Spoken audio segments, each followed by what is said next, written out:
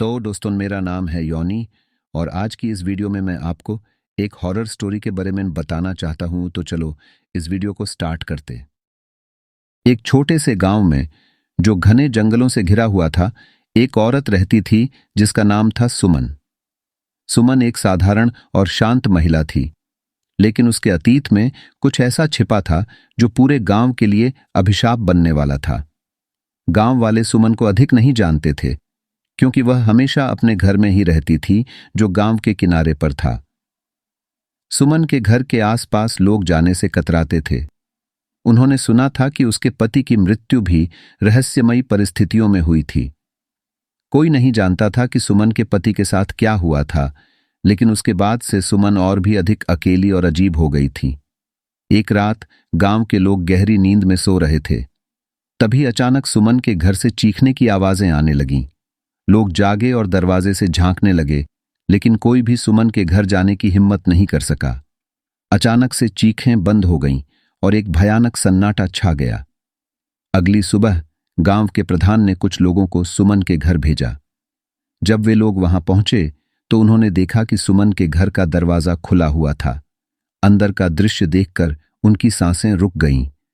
सुमन के घर के अंदर खून फैला हुआ था और वहां सुमन अकेली खड़ी थी। उसके चेहरे पर एक अजीब सी मुस्कान थी। गांव वालों ने प्रधान को बताया और प्रधान ने तुरंत सुमन को गांव से बाहर निकालने का निर्णय लिया। लेकिन सुमन ने उनके सामने कुछ ऐसी बातें कहीं जिनसे उनका दिल कांप उठा। उसने कहा कि उसने अपनी आत्मा को एक शक्तिशाली आत्मा के हाथों बेच दिया था और अब वह आत्मा पूरे गांव पर अपना अधिकार चाहती थी। गांव वालों ने इसे मात्र एक पागलपन की बात समझी और सुमन को गांव से निकाल दिया। लेकिन उन्होंने यह नहीं जाना कि सुमन का अभिशाप सच्चा था। रात के समय जब पूरा गांव सो रहा था, सुमन ने एक भयानक तंत्र मंत्र शुरू किया। उसने जंगल के बीच में एक पुराना पेड़ चुना जिसे लोग श्रापित मानते थे। उस पेड़ के पास बैठकर सुमन ने अपने हाथ काटकर खून बहाया और एक अजीब मंत्र पढ़ने लगी। अचानक पेड़ के चारों ओर एक भयानक आंधी चली और आसमान काले बादलों से ढक गया। सुमन के मंत्र पढ़ते ही गांव में भयानक घटनाएं घटने लगीं। लोगों के घरों में आग लगने लगी, पशु पागल हो गए और एक के बाद एक गांव वाले अचानक मरने लगे। गांव में जो लोग बचे थे वे समझ गए कि यह सब सुमन के कारण हो रहा है। उन्होंने प्रधान से मदद मांगी, लेकिन प्रधान भी बेबस था। गांव के कुछ साहसी युवकों ने सुमन को रोकने का निर्णय लिया। वे लोग उस श्रापित पेड़ के पास पहुंचे जहां सुमन मंत्र पढ़ रही थी। उन्होंने देखा कि सुमन के चारों ओर एक भयानक प्रकाश फैला हुआ था और उसकी आंखें चमक रही थीं।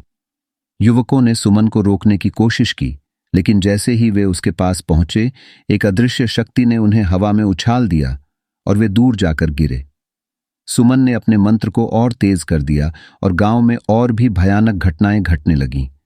धीरे धीरे पूरा गांव एक भूतिया जगह में तब्दील हो गया। गांव के बचे हुए लोग अब समझ गए थे कि उन्हें इस श्राप से कोई नहीं बचा सकता। उन्होंने गांव छोड़ने का निर्णय लिया, लेकिन जब वे जाने लगे तो देखा कि गांव के बाहर की सारी राहें बंद हो चुकी थीं।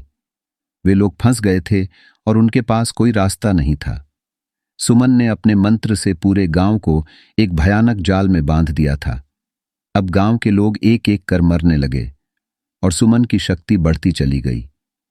उसकी आत्मा अब और भी शक्तिशाली हो गई थी और वह अब पूरे गांव पर अपना अधिकार जमा चुकी थी। कुछ दिनों बाद गांव एक सुनसान जगह में तब्दील हो गया। वहां अब कोई नहीं बचा था, सिर्फ सुमन की आत्मा और उसकी भयानक शक्ति। सुमन अब उस गांव की एकमात्र जीवित प्राणी थी और उसने अपने गांव वालों को मारकर अपने अभिशाप को पूरा कर लिया था।